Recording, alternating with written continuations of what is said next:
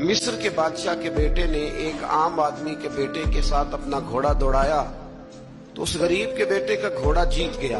बादशाह के बेटे को सुबकी महसूस हुई तो उसने उस गरीब के बेटे की पुश्त पर कोड़े मारने शुरू किए। बहुत ज्यादा कोड़े मार के अपने हसद की उस जलन को, आग को ठंडा किया।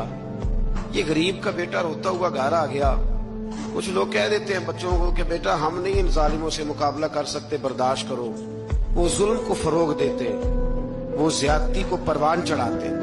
इस तरह लोगों के हाथ भी खुलते और जालिम ज्यादा से ज्यादा जुल्म करने पर माज़अल्लाह आमादा होता है। जब बेटे ने आके घर बताया ना उस गरीब को कि गवर्नर साहब के बेटे ने मेरी पुश्त पे दुर्रे मारे हैं, तो उसने कहा बेटा मेरे साथ घोड़े पे बैठो। कहा अब्बा जी कहाँ जाना है? तो कहा बेटा ये जुल्म का दौर नहीं, ये उम्र का दौर है। खामोश रहना जुल्म रहेगा, मेरे साथ चलो मदीना शरीफ चलते।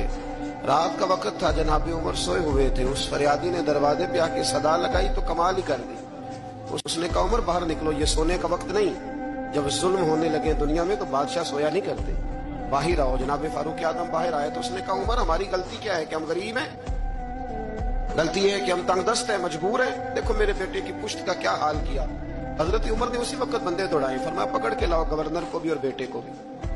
दोनों बाप बेटा आए तो कहा बेटा जब इसने तेरी पुश्त पर दुर्रे मारे थे तो तू अकेला था? कहा हाँ। फरमाया अब तो सारा दरबार सजा है ना, तू सबके सामने दुर्रे मार। बेटे को दुर्रे लगाए और गवर्नर साहब के लिए हुक्म जारी किया कि इनसे शाही लिबास उतरवा के ना तो इन्हें बोरिये का लिबास पहनाओ। आज के बाद गवर्नर ही नहीं करेंगे, ऊंट चराया करेंगे। लोगों ने कहा हुजूर गवर्नर साहब का क्या कसूर है? गलती तो बेटे की थी। फरमाने लगे इसी का तो कसूर है, इसी ने तो उसके दिल में ये बात डाली है कि तू गवर्नर का बेटा है।